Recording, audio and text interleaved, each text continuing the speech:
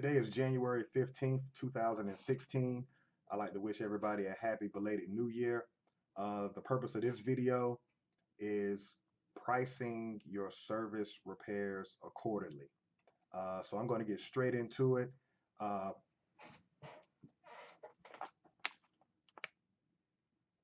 the United Service Association, which the logo is right here, that's an association that I joined about 3 years ago, and that really uh, allowed growth to take place early on because I was pricing accordingly for the services that were being rendered. This is a very interesting topic in our particular industry here in the Atlanta area because there's a larger percentage of people who do third party work. They're subbing themselves out through the manufacturers or through the warranty companies, and they're getting a third of the revenue for service provided. So when you run across somebody who's really in the free market and who is regulated by the United Service Association, it's like oranges and apples. It's like they're talking Chinese and I'm speaking uh, Vietnamese. It's two different languages, even though we're in the same industry. We're talking two different languages. But the beauty of the flat rate pricing is no matter where you are, no matter where I am in the metro Atlanta area, the price does not change. Some companies charge more depending on the zip code, depending on the demographic or the income in that particular area. You don't have to do that with the flat rate pricing guide. But what does happen when you make that initial investment into the flat rate pricing guide, the first thing that you start to realize is you were undercharging for your services. And so here's that battle again that Robert Kiyosaki talks about in detail when he talks about the rich spirit and the poor spirit that everybody has inside of them. That poor spirit initially in you is going to say, there's no way that I can charge that for this repair. Because that's the technician in you thinking, it only takes me 15, 20 minutes to do the repair. So how can I charge that?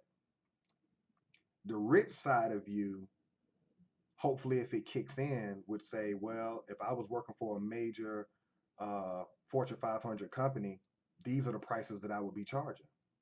So now here we go. We got to step back and look at it from a practical standpoint.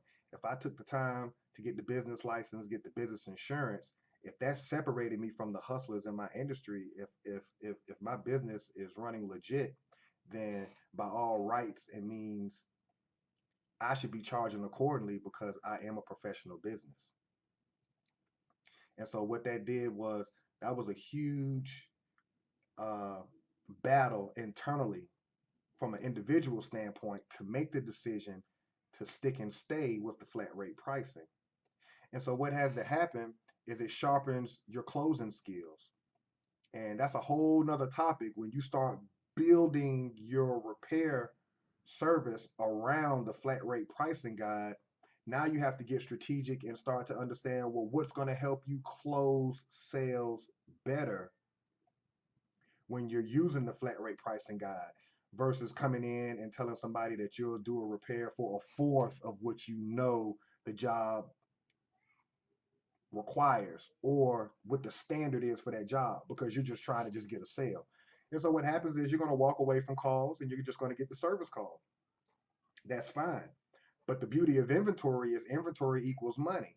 So as long as I got the inventory, when I come out and you pay for the trip charge, right? Once you pay for me to come out there and diagnose the problem, you have to grow to a point spiritually where you understand, you know, in your mind, you're thinking this. You don't tell the customer this, but you're either going to get it fixed or you're not. If you're not, the part stays on my van and there's somebody else out there that will pay for the service. So it's a beautiful way to regulate yourself. And if you can use this as your Bible, if this becomes your rule and guide and you actually live by it, this is my Bible. I don't deviate from this. And anytime I do deviate from it, I always get a customer that shows me, or the universe will show me anytime that I deviate from that Bible, the universe has a funny way of showing me, and I'll have some type of negative interaction with that person. And that's the universe's way of telling me stick to the script. Don't deviate. Because in the world of business, it's an intellectual sport. It's not emotional. So it's pointless for me to get caught up in emotions over a business transaction. So I wanted to drop that out there. Put that out there, and I'm sure I may get some feedback on this one because this is a very hot topic in the industry. But charging accordingly for your service is very, very vital. It's right up there with your why and understanding the financial statement.